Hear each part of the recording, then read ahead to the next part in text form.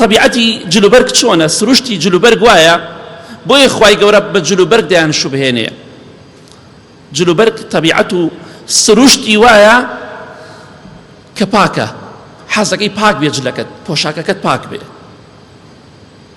حەز ناکەی بە پۆشاکی پیسەوە دەرچیت ئیلا مەگەر کرێکاریە شتێ بکەی یا لە شوێنەکە ئیشکی پێویستکە جلی پاک نەبەی چونکە طبیعەتی جل وایە پۆشاک وایە پاک و خاوێن بێ ژن و مێردیش پێویستە لەگەڵ یەکتریا پاک و خاوێن بن پاک و خاوێن بن لەگەڵ یەکتریا خیانەت لە یەکتری نەکەن و حەز بەسەر شۆڕی یەکتری نەکەن ژنی وایە ئەگەر لە مەجلیسێکا یەکێ پیاوەکەی بشکێنێتەوە بست پێی گەشاکەت پیاویش وایە بە هەمان شێوە دەڵێ بەخوا چاکە خێزانمان شکانەوە ئەمە بەرامبەر بە یەکتری دڵیان صاف نییە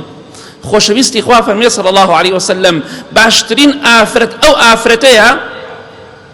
کاتێک کە تەماشای دەکەی دڵخۆشە بیت و کاتێک کە فەرمانی پێ دەکەی جێبەجێی دەکات و کاتێکیش لە ماڵەوە جێی بهێڵی خیانەتت لێ ناکات خۆت و ماڵ و مناڵ و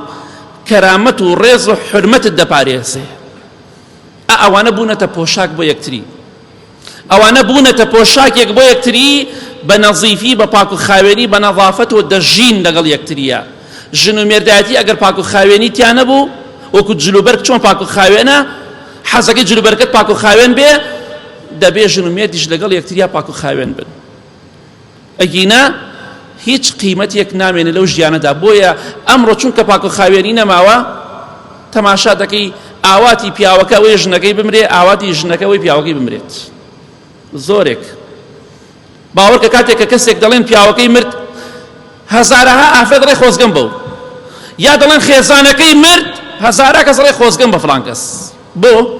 لەبەرەوە ژیانیان پاک نییە لەگەڵ یەکتریا لەبەرەوە ڕێز و حورمەتی تیان نییە ئەگینا بۆچی ئینسان حەز کات خێزانەکەی لەدەست بدات